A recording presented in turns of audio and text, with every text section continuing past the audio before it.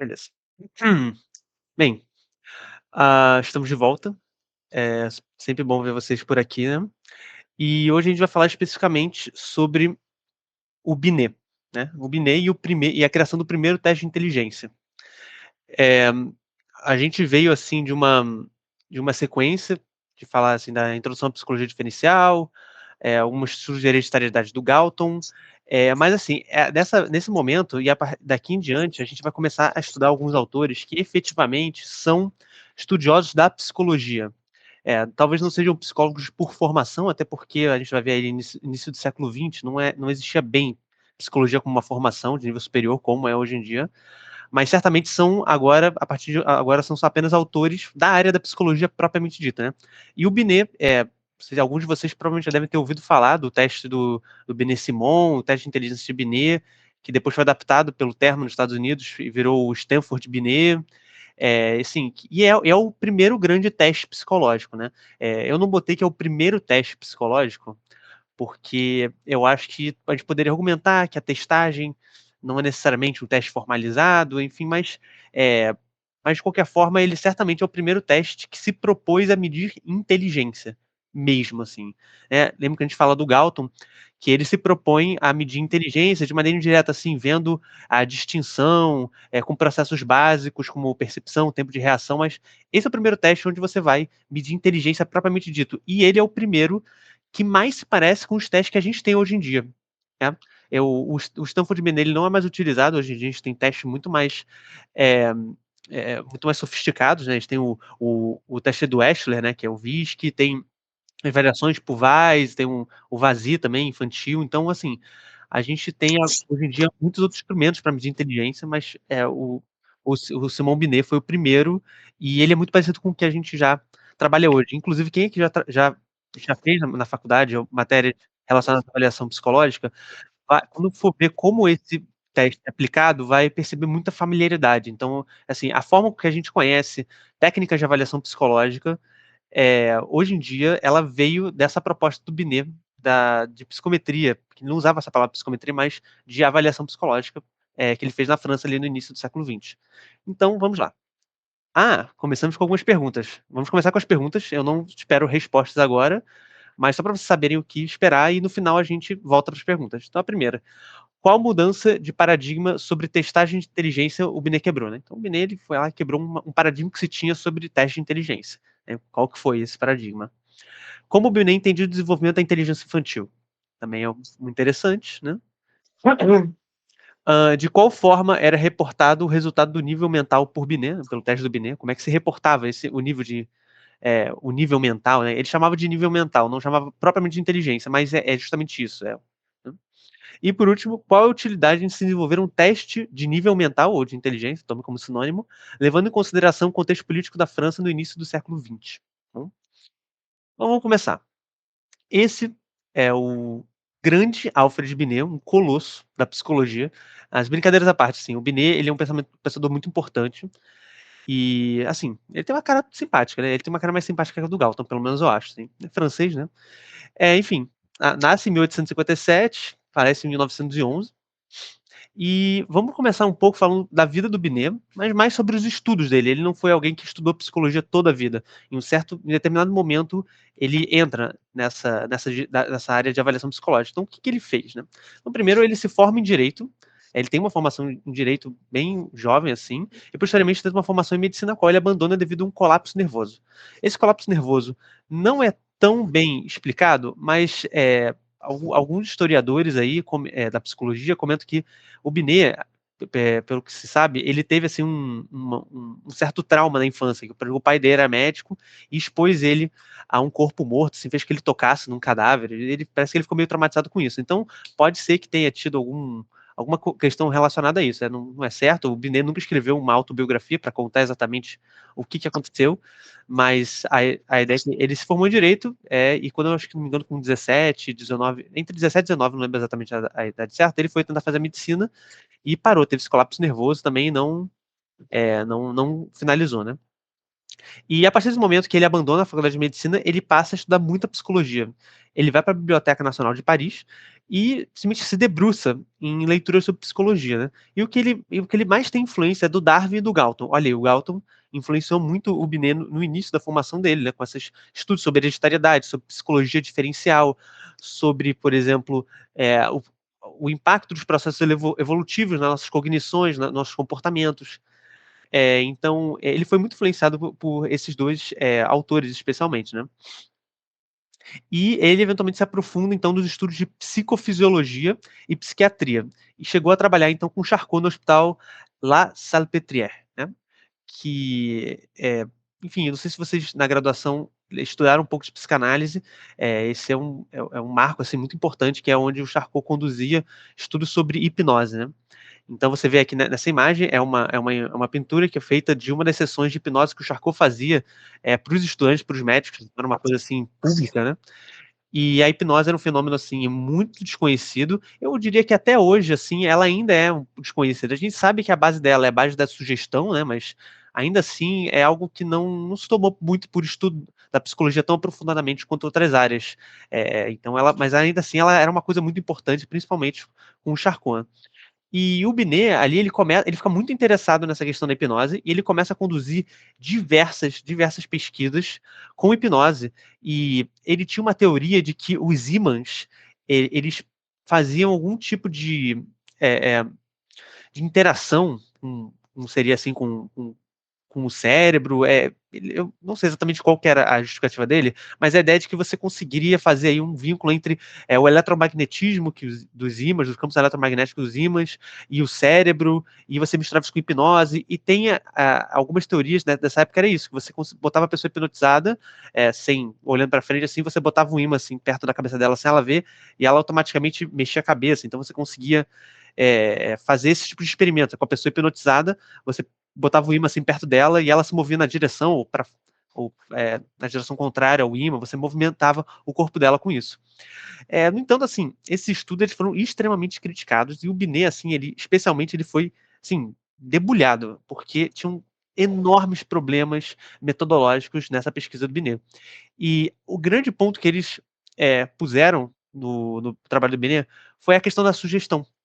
Porque os experimentandos, as pessoas que estavam sobre hipnose, elas sabiam o que esperar. Então os médicos diziam: olha, a teoria é essa e eu acho que você vai se mover para a direita quando eu puser um ímã. Eles falavam o que eles esperavam do experimento e, assim, por conta da sugestão ou então por conta, assim, de uma certa uma vontade de fazer o experimento do pesquisador funcionar ali, as pessoas, uma certa docilidade ali, as pessoas inclinavam o corpo para onde achavam que tinham que inclinar, chegou a ser feito reprodutibilidade desses experimentos em outros lugares e deram resultados ou às vezes opostos ou muito diferentes. Então, assim, o Binet, ele fez esses trabalhos lá na SAPTR, mas, assim, isso destruiu a carreira dele. E ele ficou meio com um nome sujo na ciência durante um tempo, assim. E ele ficou tão abalado com isso que ele saiu da SAPTR, assim, para ele aquilo foi um ponto mais baixo, assim, da carreira acadêmica dele propriamente dita, né?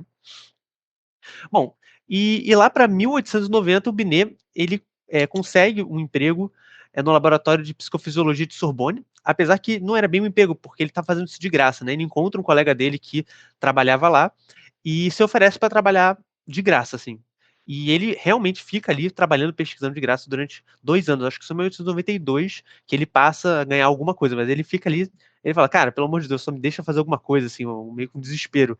A história que contam é que ele encontrou esse colega na estação de trem e se ofereceu, não, eu vou lá de graça, me deixa lá estudar que eu não preciso pagar salário. Então, assim, é como recusar isso, né? Então, é, ele estava lá e ele, eventualmente, ali que ele conhece o Theodore Simone, que foi ao laboratório de psicofisiologia de Sorbonne para pedir ajuda para trabalhar com crianças anormais, né, ou subnormais. Você vai ver que esses são termos que são muito utilizados nessa época. Você comentar crianças subnormais ou crianças anormais seria o equivalente a hoje você comentar sobre crianças neurotípicas, ou então crianças fora do desenvolvimento típico, né? Então sempre são sinônimos, assim, mas se utilizava muito e a gente vai utilizar esses termos, mas tenham em mente que você vai ver artigos científicos sérios, assim, e eles usam esses termos mesmo, e tem outros termos que eventualmente vão ficando para trás, a gente vai largando e adotando novos termos que a gente imagina que são politicamente mais corretos, mas, enfim, eram os termos utilizados na época, né? E em 1894, ele conclui seu doutorado em ciências, inclusive o doutorado dele tem uma tese que parece nada a ver, ele estuda o intestino de insetos, assim, de besouros, é uma coisa assim completamente ligada à fisiologia. Então, a formação do Binet, propriamente dito, é uma formação em direito, inicialmente. Ele tem um pé na biologia ali, que ele fez a medicina, mas ele gosta muito dessa área de psicofisiologia, anatomofisiologia do cérebro, do organismo. Então, ele tem um conhecimento muito aprofundado da fisiologia dos animais, nem só dos humanos. Pô. O doutorado dele foi em intestino de besouros. Então, assim, o Binet, quando ele começa a fazer o estudo de psicologia, ele tem uma base experimental e biológica muito forte. E vocês vão ver que isso tem uma influência brutal na forma com que ele vai explorar a psicologia muito diferente de outras pessoas que estavam explorando a psicologia na época, né? E, enfim, aí quando ele conclui o doutorado, ele funda uma revista bastante importante. Eu não sei se essa revista existe até hoje, ou acho que não. Fui pesquisar, não achei, imagino que não. Que é L'Année Psychologique, não sei, não falo francês, mas deve ser assim que fala, os Anais de Psicologia. E, bom, tem um fenômeno assim meio canônico na carreira do Binet. Em 1901, se eu não me engano, o Ribot se aposenta. Não sei se vocês lembram do Ribot. Vocês estudaram psicopatologia, tem a lei de Ribot, que ela estabelece a forma com que você perde memórias, né? Então você perde sempre da mais complexa para menos complexa, da mais longínqua até mais próxima, enfim, da menos organizada para mais organizada. É esse Ribot aí, tá? É o Ribot que fez a lei de Ribot que a gente estuda em psicopatologia.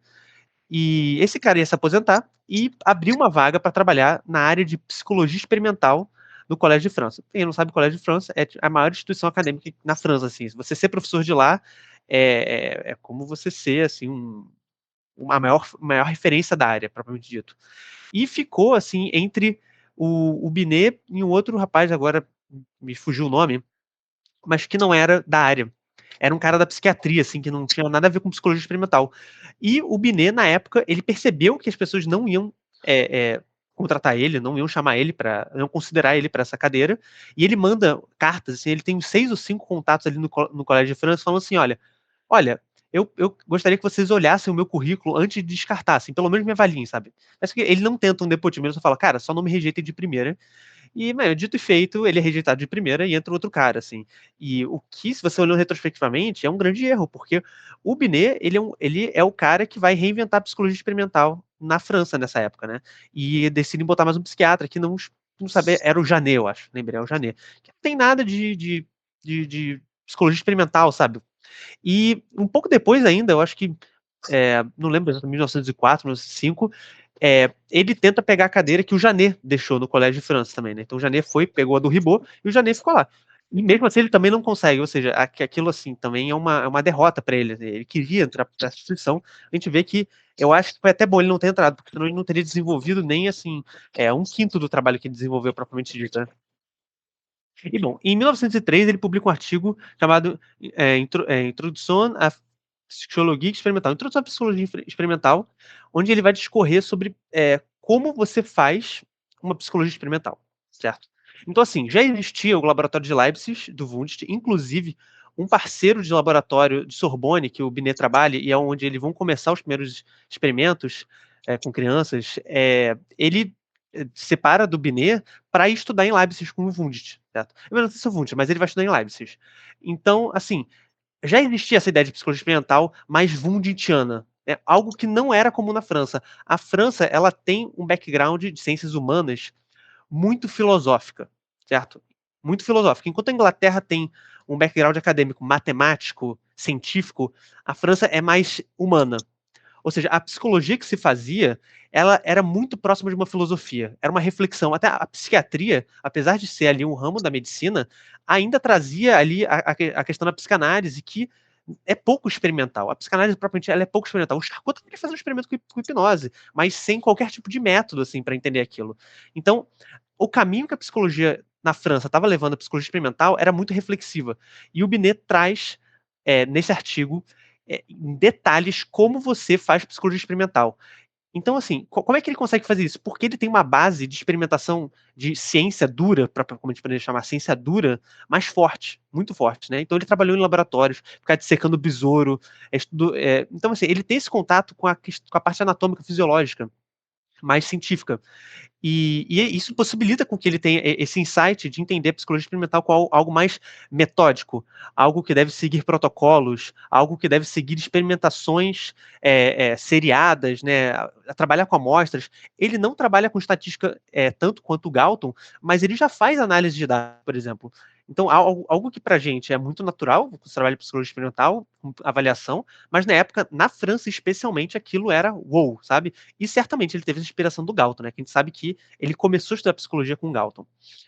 E bem, nesse momento é rompido a forma que se fazia psicologia, justamente como eu comentei, né? Então ele quebra esse paradigma de uma psicologia mais humana, eu não sei se eu gostaria de chamar uma psicologia mais humana, mas uma psicologia mais reflexiva, mais filosófica, para uma psicologia mais experimental, mais metodológica, né? E aqui, esse aqui é o Anal de Psicologia, é uma capa do original dele. Esse aqui é o laboratório de Sorbonne, não é o laboratório que o Binet trabalhava, é um laboratório de física, mas é só para você ter uma ideia como é que era a vibe, né? Bom, o Binet ele tinha uma parceria com esse Victor Henry, que inclusive é aquele que depois abandonou os estudos com o Binet e foi estudar em Leipzig, psicologia experimental, e eles pensam em elaborar uma série de instrumentos para medir certos processos mentais, memória, imagem mental, criatividade. Então, eles começam a elaborar como que você vai mensurar todo esse tipo de coisa. Eles começam a fazer vários instrumentos seriados, né? Só que o Binet, assim, ele tinha ainda uma certa noção de o que eram esses processos mentais, muito inspirado no Galton.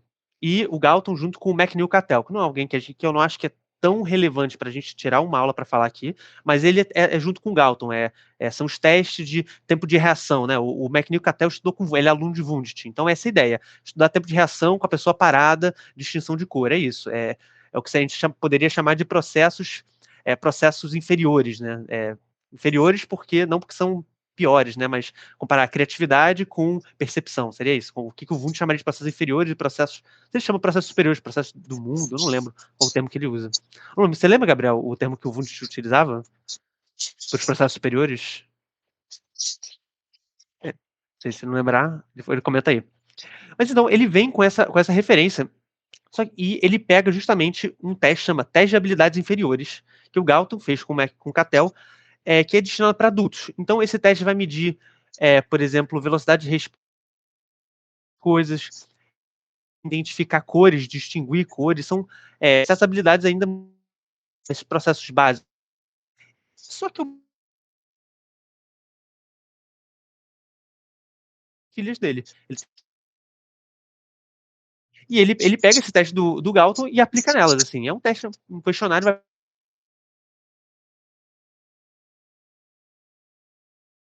com os adultos, né? A única coisa que ele vê é que, às vezes, o tempo de resposta é maior, por conta das crianças serem um pouco mais difusas, uma atenção mais difusa, assim, não consegue se concentrar tanto. Mas ele percebe que certas atividades que estavam nesse teste de habilidades inferiores, que são testes de cognições inferiores nesse sentido, né? Alguns deles tinham resultados iguais em crianças e adultos, e outros tinham uma diferença muito maior. Ainda assim, entendendo um pouco pela parte do Piaget, assim, tem um teste, por exemplo, que você tinha que contar uma certa quantidade de palitos, né? Só que se os palitos fossem maiores, a criança estimava um número maior, assim, ela achava que tinha mais palitos. Então, e você vê, o próprio Piaget descreve essas evoluções dos processos cognitivos, onde às vezes ela vai fazer essas distorções espaciais, né? Você vê dois copos com a mesma quantidade de líquido, só que um copo é alto e o outro é gordinho. Então ele percebia que esses testes, por exemplo, tinham muita diferença com os adultos e as crianças, né? Então ele percebe que algumas atividades das suas filhas possuem scores mais elevados e próximos do adulto, e outras tinham mais dificuldade. Então o Binet, apesar do seu interesse inicial não ser o estudo da inteligência propriamente dito, ele queria estudar fenômenos cognitivos separados, memória, imagem mental, criatividade.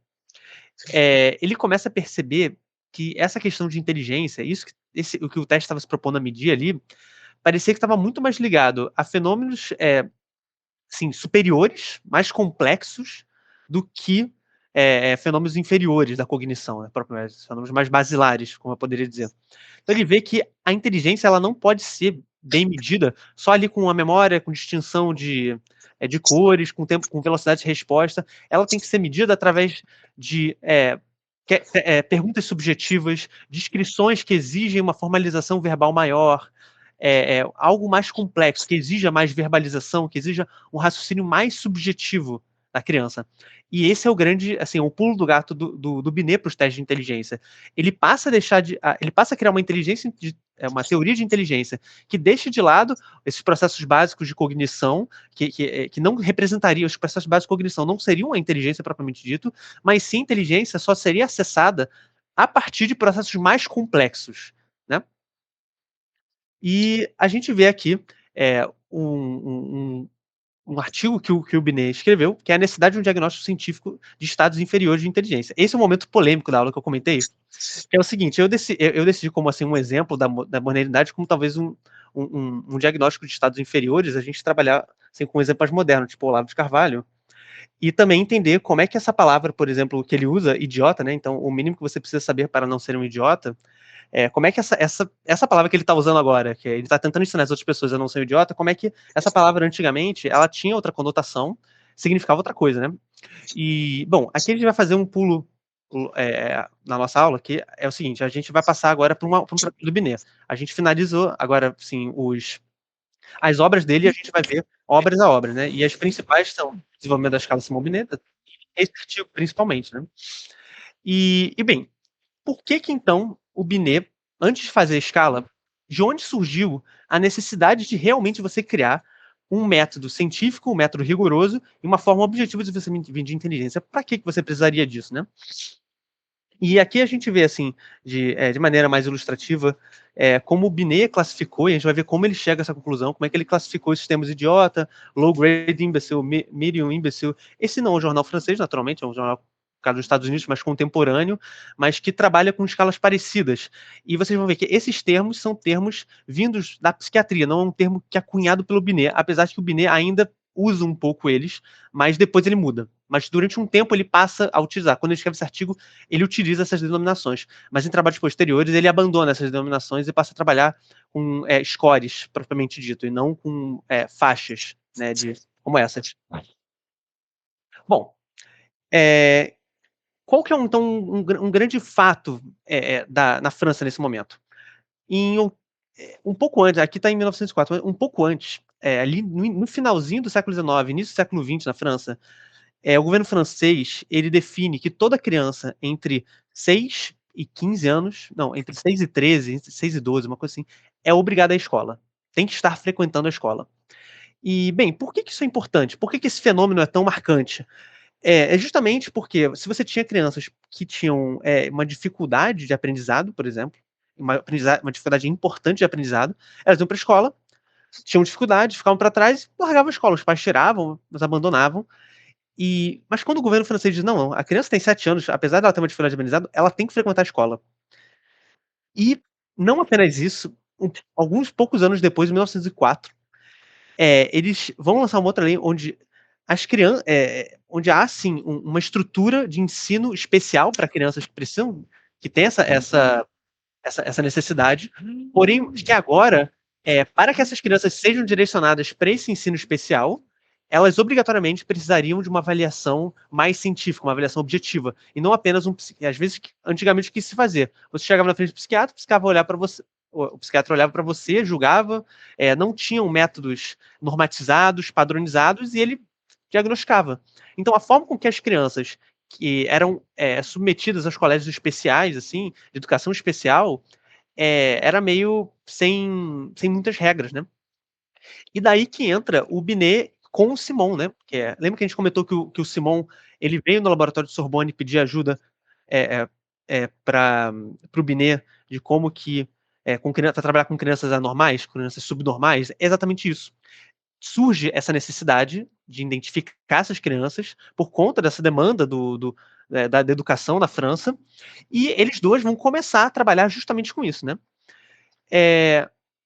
Então, justamente, então a comissão regulou estabelecer a ser criado condições de admissão na escola, corpo docente e métodos pedagógicos a serem empregados. Então, você precisa de agora uma estrutura. Eles querem toda uma burocracia para que a criança passe para esses colégios especiais, não apenas tipo assim, agora vai, né? Então você precisa de uma entrada mais rigorosa nisso. Então, decidiu-se que nenhuma criança suspeita de subnormalidade deveria ser excluída da escola comum e se admitir em uma classe especial sem antes passar por exames pedagógicos e médicos, né?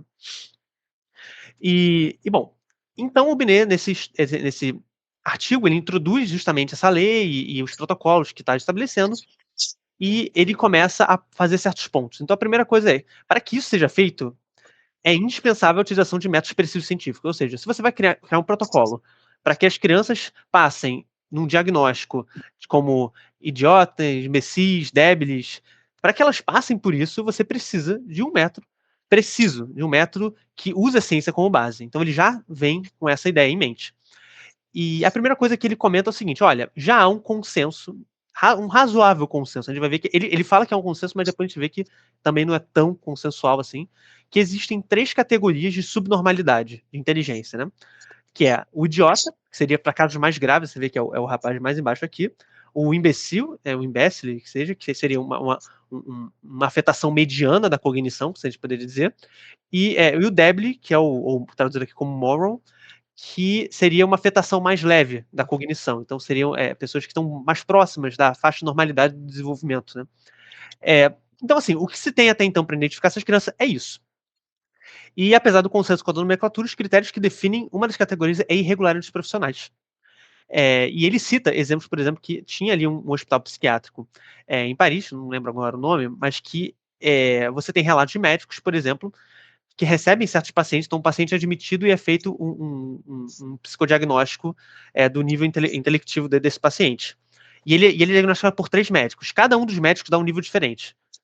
Percebe? Então, você vê que nesses hospitais onde os pacientes são analisados e diagnosticados por diversos médicos diferentes, muitos por hospitais de pesquisa, mas também porque tem uma rotatividade, volta e meia, o paciente, ele entrava com um nível cognitivo tal, assim, por exemplo, ele era diagnosticado como um imbecil e ele recebia tratamento e ele saía como idiota.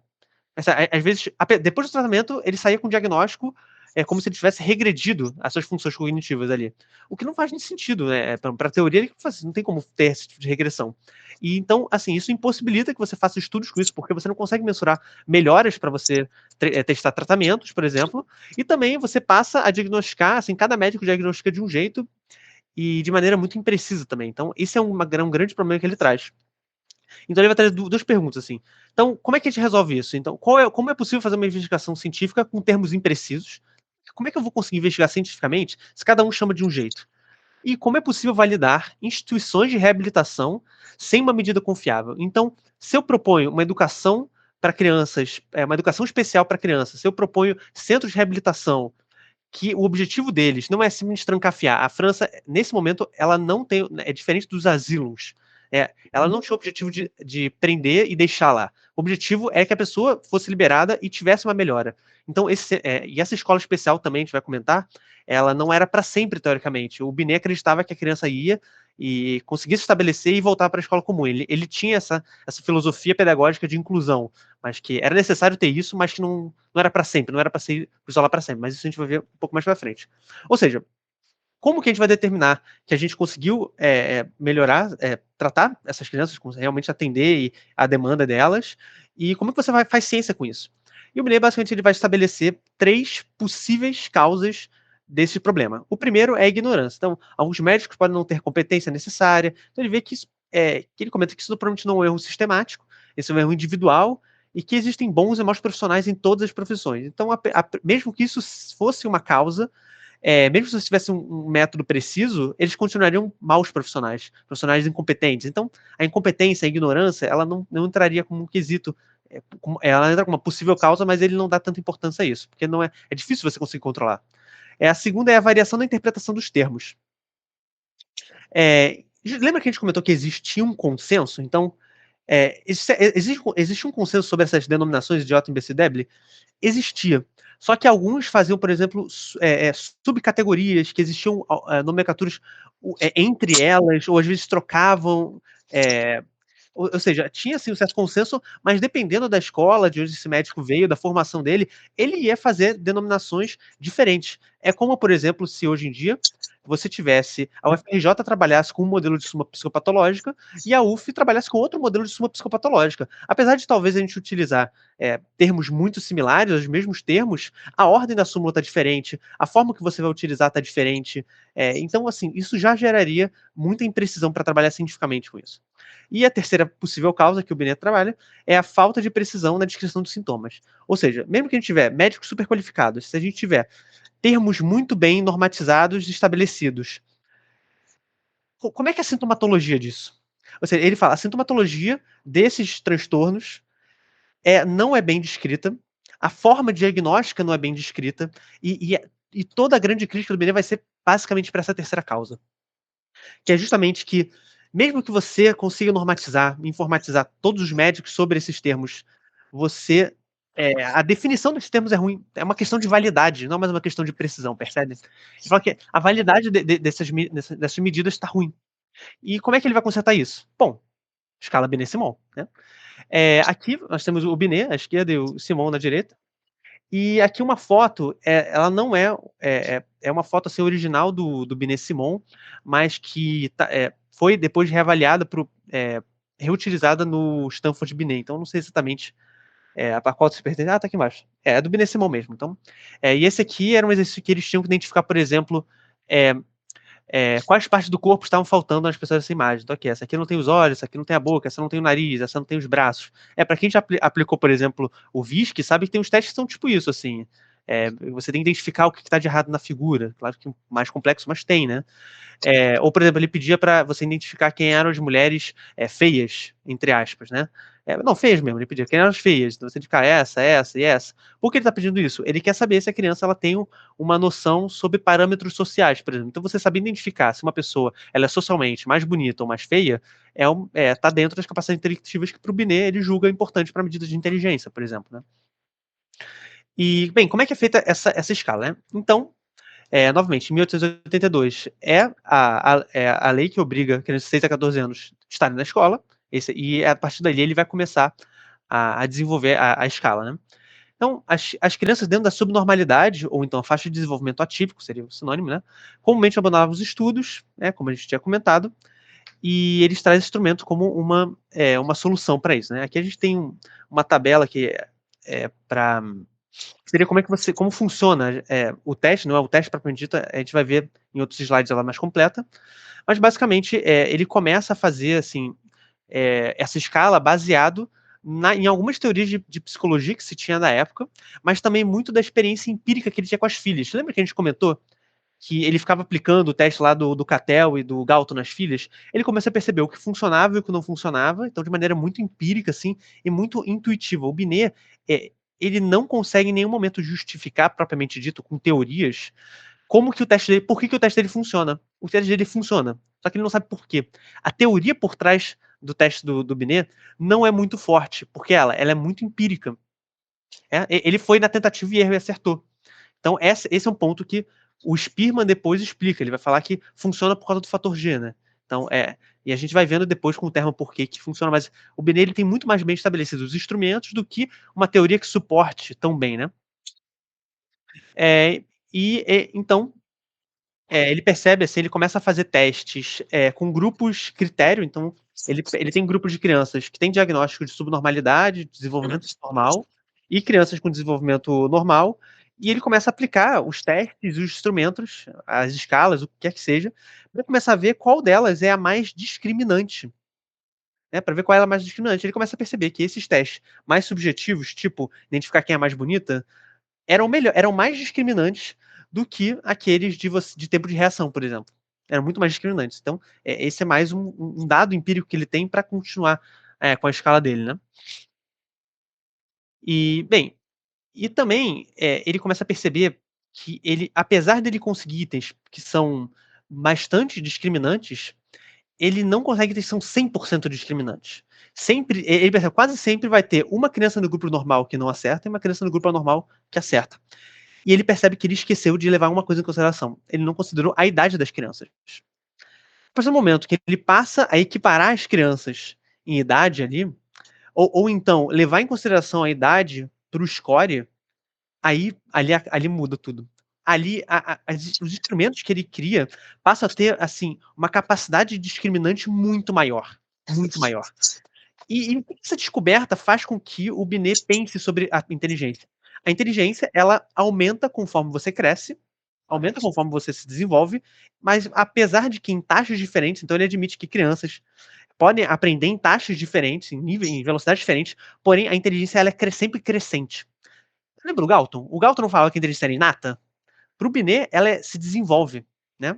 Ele não entra nessa discussão do inatismo, enfim, do ambientalismo, mas ele tem isso como desenvolvimento, porque ele vê que com a criança mais velha acerta mais questões, por exemplo. E então ele parte disso e o teste dele passa a ser extremamente discriminante.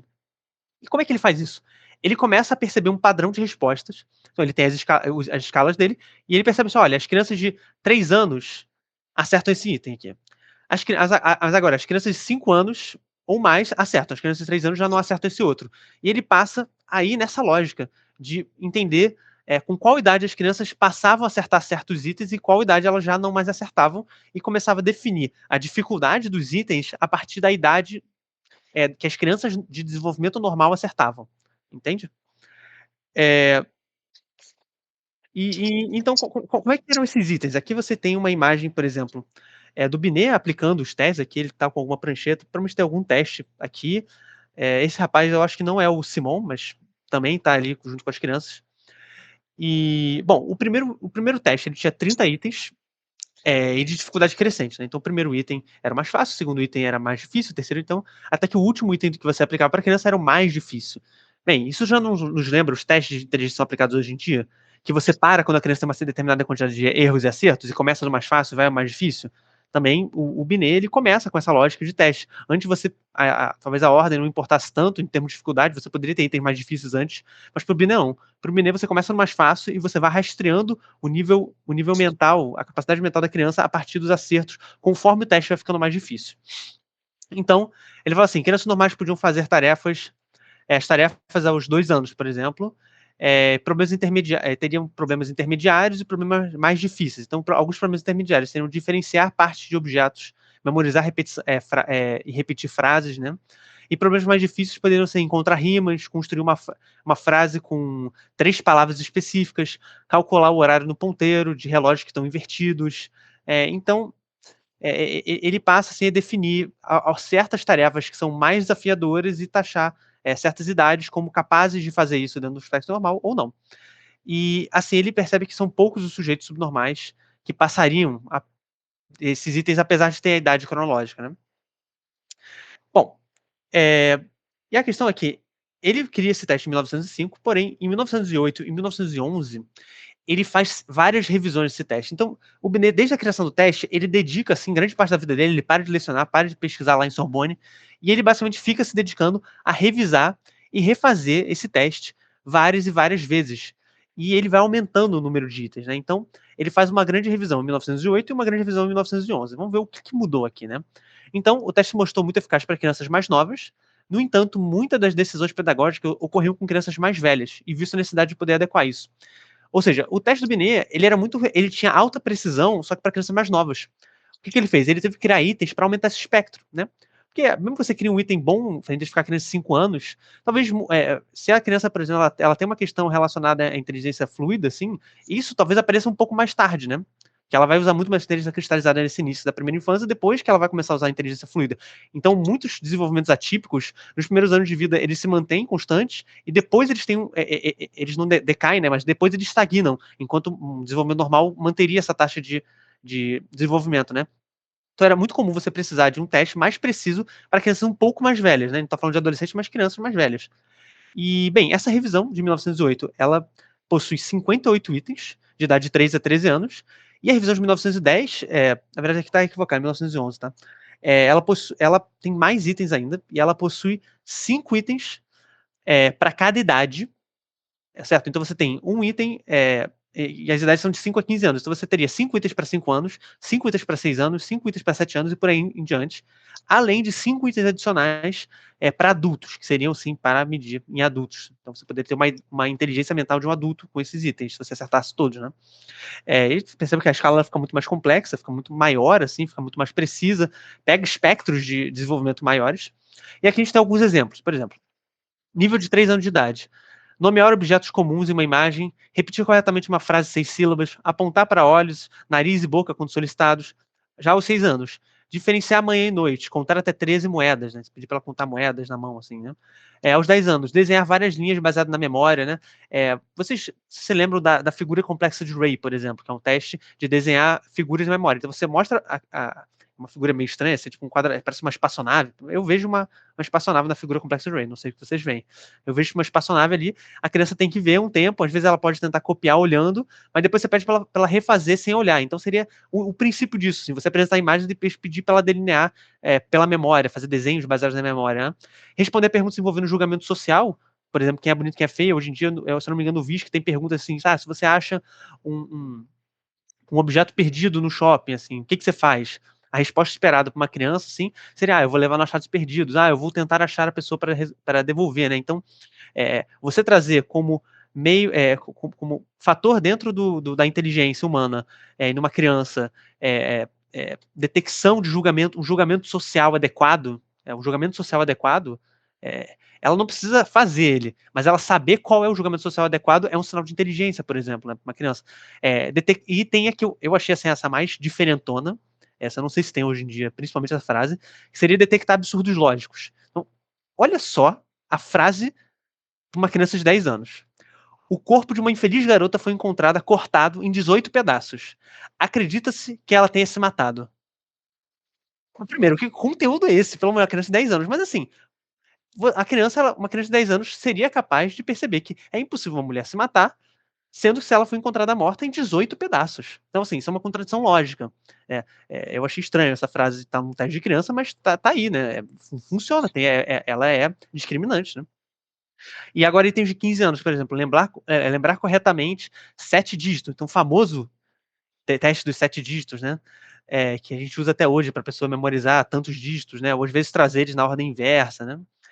Lidar com problemas de interpretação de situações, como o caso de visitantes estranhos e vizinhos, né? Então, assim, como é que você interpreta a diferença entre um vizinho bater na sua porta e um estranho? Seria também uma questão relacionada ao julgamento social, né? Mas talvez um pouco mais elaborada. Bom, e como é que aplicava o teste? Ele interrompia se a criança errasse 5 vezes seguidas, errou 5 seguidas, encerra o teste. E como é que você calculava? Como é que você fazia o score desse teste? É o seguinte, você vai pegar a idade na qual mais alta que a criança chegou, que ela acertou todas. Então vamos dizer que ela acerta até os 8 anos ela acertou tudo. Aí com 7 anos, com os itens de 7 anos ela acerta 2, com os itens de 8 anos ela acerta 1 e ela para por aí. Você vai pegar 7 anos cravado e você vai somar 1/5 de ano para cada item que ela acertou após essa categoria, né? Basicamente isso. Então, nesse caso, essa criança, ela foi até 7 anos, ela acertou 2 de 8 e 1 de 9, então 3. Então essa criança teria, então seria 7,6. Esse seria o nível mental da criança, né? E, bom, o que a gente consegue fazer com essa informação? Bem, muita coisa. E ele percebeu que as crianças que apresentavam discrepância do nível intelectual medido e da idade cronológica tendiam a ter problemas. E aí a gente já vê assim, um certo esboço do score QI, né? O QI ele vai ser desenvolvido depois pelo Stern, na Alemanha, assim, o Binet não tinha acesso ainda a você dividir a idade cronológica pela idade medida, mas ele já tinha essa ideia de que se a sua idade medida ela fosse muito discrepante da sua idade cronológica, isso era um sinal de anormalidade. Aí você me pergunta, mas a criança não pode ser genial, ser muito para frente? Pode, inclusive vai ter, inclusive na mesma quantidade, né? Para cima tem mais para baixo, que a curva normal ela é espelhada, né? Mas o Binet, em nenhum momento ele se preocupa com isso, porque o estudo do Binet é focado em você identificar quais crianças precisam de estudo especial, que elas não conseguem ir para a escola. Então, esse é o estudo dele, o estudo de anormais. Ele não estuda gênios. Quem vai estudar gênios vai ser o Terman nos Estados Unidos. Ele vai pegar o Binet, as ideias do Binet, e ele vai aplicar para gênios, vai ficar estudando gênios durante décadas. A gente vai ver os estudos dele em breve, mas o Binet quer estudar na curva normal, assim, de 2 juros padrões para baixo. Esse é a amostra que o Binet quer estudar. Bom, ele via que essas discrepâncias de até 2 anos eram ok, e mais de 2 anos você ia ter, era um preditor, assim, de ter problemas no colégio, né? Bem, dessa forma, foi criado por Binet um conjunto de diretrizes, de que então crianças com mais de 2 anos de discrepância iriam para serem, teriam ser recomendado que fosse para o colégio especial. Então ele usa esse critério, ele traz um critério objetivo baseado num teste. E bem, o que é essa imagem aqui? Essa imagem ela vai trazer acertos esperados no teste. Então assim, uma questão de 6 anos. Então essa aqui são as questões e essa aqui é a idade, seria uma idade cronológica de uma criança normal. Então uma criança 7 anos, ela acertaria praticamente todas as questões de 6, e a criança de 8 acertaria todas. Então, você percebe aqui que conforme a gente vai para a direita, quanto mais velha for a criança, mais ela vai acertar nessas escalas menores, né? Então, esse seria assim um esboço do que seria um percentil, uma normatização, ou seja, o Binet ele já tinha uma referência de qual idade as crianças tinham para acertar certos itens, né? Então ele já tinha uma forma de fazer esse critério, né? Bom, e qual que é então a teoria do Binet sobre inteligência? Eu falei rapidamente já algumas coisas, mas é basicamente o seguinte: o Binet acreditava que a inteligência não era uma quantidade fixa de inteligência, né? E era algo que crescia com o tempo, naturalmente. Bem, o Binet trabalha mais a questão da inteligência da infância. Eu não sei se ele usa essa mesma lógica para adultos também, que é quanto mais velho você vai ficando, mais inteligente você vai ficando. Mas com certeza ele é o seguinte: ó, eu medi inteligência agora, mas pode ser diferente daqui a pouco. Então, muito dos esforços dele foi para você reabilitar essas crianças. Ele acreditava que essas crianças já não tinham que ficar estudando separadamente para sempre. Elas faziam ali a terapia, o processo terapêutico que o Binet propunha, que ele chamava de ortopedia mental, e voltavam. Inclusive, o Binet tinha muitos bons resultados, onde as crianças chegavam assim com um déficit cognitivo muito alto, e o Binet ia treinando elas, assim, ia fazendo lá o processo clínico, não era bem clínico, era pedagógico mais, e essas crianças passavam a fazer scores muito melhores nos testes, e não apenas elas melhoravam os scores no teste, mas o julgamento de pessoas que conviviam com elas era de que também elas se tornaram pessoas mais funcionais, pessoas mais inteligentes, propriamente dito. Então não era apenas. Eu não treinei ela para fazer a escala. Parece que tem evidências que realmente elas aumentavam a inteligência. E eu acho isso muito interessante do Binet e muito inovador para a época dele, porque antes você identificava um imbecil, você não tinha preocupação, por exemplo, de que ele poderia aumentar a inteligência dele, que ele poderia ir para o espectro da normalidade, você poderia ajudar ele. Era uma ideia, você está condenado, vou te trancar no asilo, né? E o Binet vai contra isso. Ele acha o seguinte: olha, a gente tem que acolher essas crianças que estão com do desenvolvimento atípico, e porque eu acho que elas são capazes de estar no desenvolvimento típico se a gente fizer uma intervenção aqui pedagógica, psicopedagógica. E realmente tinha, né? Então, o que ele fazia? Era o que ele chamava de ortopedia mental, e um dos exercícios que eu achei bem interessante, que é o jogo da estátua. Bem, eu não conheço muito bem essa ideia, essa trabalho de pedagogia, mas talvez quem tiver conhecimento, eu imagino que esse método talvez ainda exista, né? Pareceu bem interessante. Que é o método da estátua. Então, basicamente, as crianças ficavam lá na sala, o Binet pegava uma caixa, botava uns itens assim na caixa, pedia, ó, olhem quais os itens tem aí. As crianças saíam andando, pulando por aí, de repente ele falava assim, congela. Aí todas as crianças param, ele tira uns itens da caixa, assim, enquanto a criança tá parada, ele pedia, quando você parar, você tem que se concentrar muito. Fica se concentrando, aí o bilhete tirava os itens da caixa e pedia pra elas olhar a caixa de novo, assim, de relance de olho, quais itens eu tirei da caixa, por exemplo. Aí ele perguntava. E, por exemplo, esse era um dos testes dele, né, que ele chamava do jogo da estátua. Isso ajuda, porque até porque muitas da teoria do Minério é o seguinte: grande parte das crianças que não passava no teste, por exemplo, que era classificada como imbecil, não apenas no teste dele, mas como nos outros diagnósticos, ele identificava que existia a criança que tinha uma afetação cognitiva, mas existia a criança que ele denominava assim, que era uma criança agitada, né? Então ele diz que muitas vezes o score baixo da criança está relacionado a uma criança que tem muita dificuldade de concentração. Então ali você já vê que ele identifica, ele diferenciou o que seria o equivalente a um transtorno de déficit de atenção e hiperatividade de um DI, de uma dificuldade uma dificuldade de inteligência, deficiência de inteligência ou dificuldade de aprendizado ali, né? Então, ele ali já identifica, ele vê então, ele trabalha muito com metodologia. Se é uma criança muito agitada, você tem que levar isso em consideração no seu diagnóstico, porque ela pode ser só muito agitada, muito avoada ali, não tem dificuldade de manter a atenção, mas não significa que ela tem baixas capacidades cognitivas. Então, o Binet, ele já diferencia isso, ele já leva isso em consideração, e mesmo aqueles traz que realmente parecem ter dificuldades intelectuais, dificuldades intelectivas, ele traz como algo que pode ser trabalhado, e você pode aumentar a qualidade de vida dessa pessoa, né? E, bom, finalizamos aqui, acho que consegui manter o tempo para a gente não sair muito. As referências que eu utilizei, basicamente, aqui eu passei para vocês, né, que é o capítulo 2 do História dos Testes Psicológicos, do Binet. Esse aqui eu indico bastante, esse Pioneer Psychology. Esse livro, assim, ele é muito bom para na história da psicologia, ele tem uns capítulos assim fenomenais, e o capítulo do Binet é muito bom. No caso, é um capítulo que é Binet e Piaget junto, assim, mas é o capítulo 13, bem interessante, eu recomendo. E esse aqui, que é o Reading in History of Psychology, que são as obras originais. Então, ele compila artigos importantes da história da psicologia e traduz, assim, né? E é importante, porque o Binet, ele escreve em francês, né? E daí eu não vou conseguir ler, mas aí tá traduzido. E tem esses dois, que é Upon the Necessity of Establishing a Scientific Diagnosis of Inferior States of Intelligence, que era justamente aquilo que a gente é, pontuou, e o desenvolvimento da escala Binet. E se alguém ficou interessado, quiser se aprofundar um pouco mais, tem esse livro que chama Alfred Binet, que é um livro brasileiro, que é uma coletânea de pedagogos e psicólogos que estudam Binet, que traduziram, assim, tipo, uns 80 artigos do Binet para português. E, basicamente, ele tem, assim, um certo prelúdio ali, que eles escrevem, fazem uma introdução sobre Binet rápido, mas é uma abordagem mais pedagógica e não tão avaliativa, tá? Os artigos são mais ligados à pedagogia do Binet, com a avaliação dos testes. Então, é isso, gente. Vamos para as perguntas. Alguém quer tirar alguma dúvida antes de passar para as perguntas, assim? Fazer algum comentário? Eu falei pra caramba aqui sem parar, né?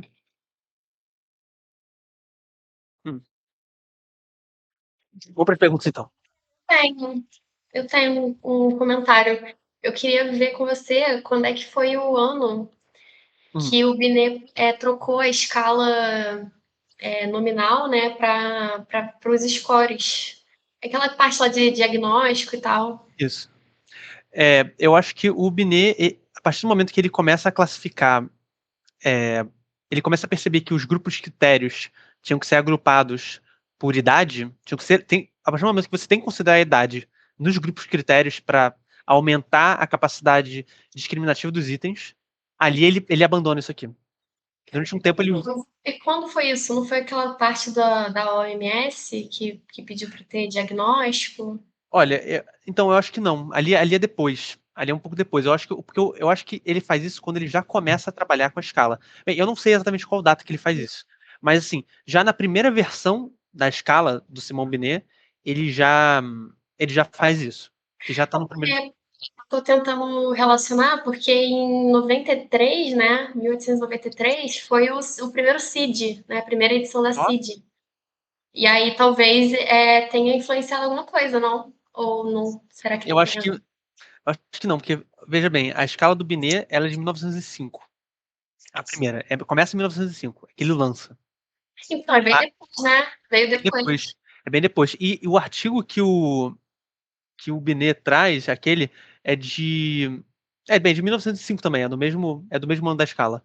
Então, ele traz essa ideia do diagnóstico, de precisar de um diagnóstico bom e de que é necessário você utilizar idade melhor do que classificações nominais para você fazer uma medida mais precisa. Eu acho que é 1905, que é onde ele publica mesmo, né? Porque eu acho que tanto o DSM, mas o DSM foi em 1950, né? Foi bem depois. Uhum. Mas acho que o CID a CID, né, teve uma importância, né, para a questão das escalas, né, para melhorar os diagnósticos. Porque assim que eles começam a dar nomenclatura, né, a gente precisa ter uma escala escalas ou instrumentos que sejam mais fiados, né, para poder garantir que caiba ali naquela nomenclatura, né. Pois é. Bem, eu não conheço muito bem como é que é o primeiro CID, mas eu imagino que ali não tivesse ainda a ideia de teste psicológico. Era só o diagnóstico. A maioria dos diagnósticos era feito pelo olhar clínico. Eu acho que o olhar clínico ele é muito valorizado na psiquiatria, principalmente assim, no início. Assim, o olhar clínico, às vezes, ele é melhor do que o instrumento. E eu acho que isso vai caindo por terra um pouco com o aparecimento de uma escala como essa. Assim. É. Então, às vezes, era um julgamento, o cara batia o olho. Nos Estados Unidos era assim contemporâneo ao Binet, assim, nessa época, início do século XX, de início a meados do século XX, você era diagnosticado, assim, o psiquiatra olhar para você, tá, você é imbecil, toma, você era o olhar, assim, eles nem mediam nada. Então, era muito comum você ter o olhar clínico soberano. O que eu contava, a experiência do psiquiatra vale mais do que mil instrumentos, assim, então tinha um pouco ainda dessa lógica. Uhum. Hoje tu tem algumas críticas a isso, né? Psiquiatras que fazem exatamente isso, mas tudo bem, acho que para outro momento. Mas, assim, eu acho o olhar clínico importante, mas eu não acho que ele é tão soberano quanto ele já foi, assim, antigamente. Ele já teve maior importância. Eu tenho uma pergunta. Manda, manda. Em relação à construção das perguntas, Uhum, eu já vi uma crítica que falava que algumas perguntas do Binet eram mais fáceis respondidas de acordo de um grupo ou de classe. Tinha um uhum, viés assim, porque eram perguntas que levavam em consideração aspectos culturais, aspectos aham, que algumas crianças não podiam não ter os mesmos acessos a certas palavras até, a certos contextos que adultos de classe alta, crianças de classe alta teriam. Você aham. chegou a ver alguma coisa em relação a isso? Cara, sim, o Binet, nesse artigo aqui, ele fala justamente o contrário, na verdade, né? Ele fala que ele levou isso em consideração e que são palavras comuns a todos, assim. Nesse aqui, ó, ele fala o seguinte: a gente decidiu utilizar elementos nas questões que são do cotidiano de toda criança francesa. Então ele diz o seguinte, que era muito importante levar em consideração contextos socioculturais das crianças. Então eles utilizam elementos neutros, por assim dizer, elementos que são muito comuns, muito populares a todos. Assim. Então o próprio Binet ele traz justamente o contrário, ele fala assim, não, a gente levou isso em consideração. Então eu não sei se a pessoa criticou, só não acreditou no Binet, mas o Binet ele leva isso em consideração e ele fala que fez. Então parece que sim. Né? E eu acho que sim, porque os estudos da escala do Binet-Simon são muito discriminantes. Elas têm muita validade, que eles comparavam com diagnósticos e tal. Então, elas tinham boas propriedades, boas evidências de validade. Assim, né? Vocês não usavam esse termo na época, mas seria tipo isso. Então, elas tinham critérios, validade de critério, assim, né? Então, então, alguém quer perguntar mais uma coisa? Eu iria para a fase das perguntas agora, que isso pode instigar até dúvidas, a gente vai partir daí, né? Vamos lá, então, qual mudança de paradigma sobre testagem de inteligência foi quebrada por Binet? Assim, o Binet quebrou.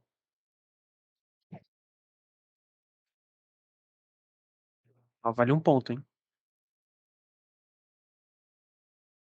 Alguém quer se arriscar? Eu vou escolher alguém para responder, hein? Ah, Machadinho, manda.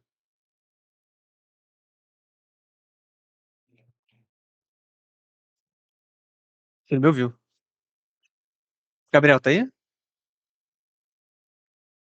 Não, ele foi de base. E aí, alguém quer tentar responder, gente? Pode ser só um Não chute. é, não é em relação ao teste que o Galton fazia? Isso. Então, qual que era o Ele, paradigma, então?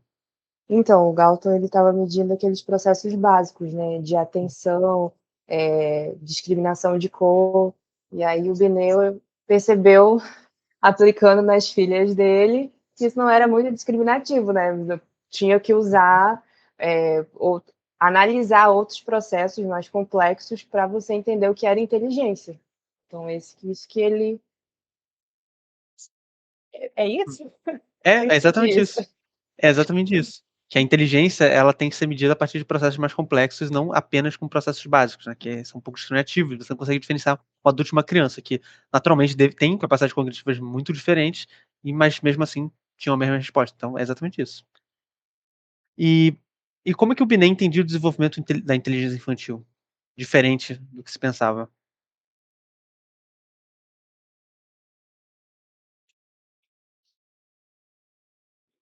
Que ela poderia ser desenvolvida, né? De que não era algo estagnado e que seria daquele jeito para sempre, né? Ele fala, poderia ser desenvolvido, né? Através daquela ortopedia lá, que eram exercícios, né? Exatamente, é isso mesmo. Ele tinha a ideia de que a inteligência ela não é uma variável fixa, você pode aumentá-la, né? Pode desenvolver ela. E de qual forma era reportado o resultado do nível mental por Binet? Então, como é que era o score no teste do Binet-Simon? Como é que era reportado? Eu até acrescentaria, como que ele passou a reportar diferente do que normalmente reportava? A gente falou disso agora há pouco. Não era por idade mental? Era isso. É isso. Então, você passa a reportar por idade mental. Ele não usa a palavra idade mental, ele usa nível mental, mas seria isso, seria idade mental. E antigamente se usava critérios assim, nominais de idiota, imbecil, débil, né? Então, e a última pergunta, qual qual a utilidade em se desenvolver um teste de nível mental, ou de inteligência, ou de idade mental, levando em consideração o contexto político da França do início do século XX? Qual que era... Por que ele criou aquilo? Alguém precisa de um teste, né? Levando em consideração o contexto, por que ele criou esse teste, assim?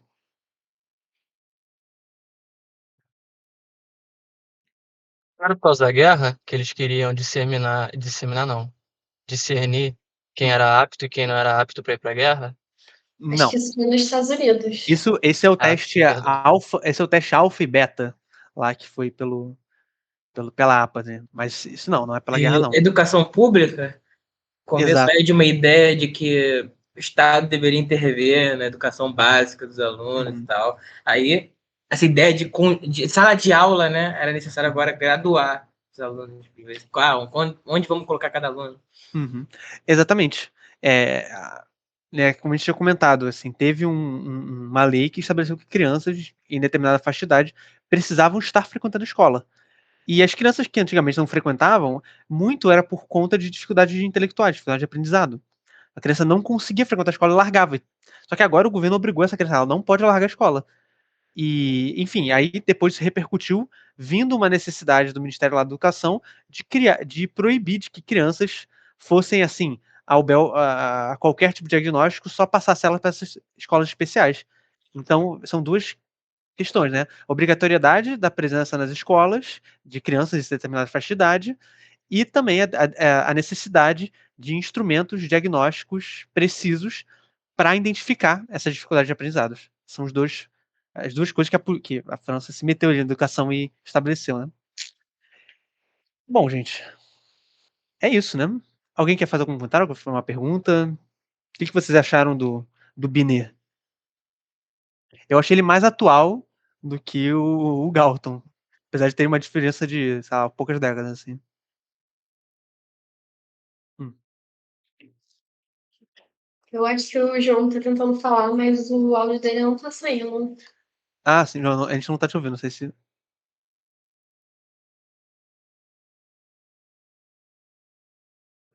Bom, se vocês quiserem também escrever. Não tá saindo... Ó, deu ruim no microfone. Tudo bem, João. Sem problema. Se você quer tirar uma dúvida, você pode, ou fazer algum comentário, você pode escrever aí no chat. Gabi, a gente pode parar a gravação já, a gente tá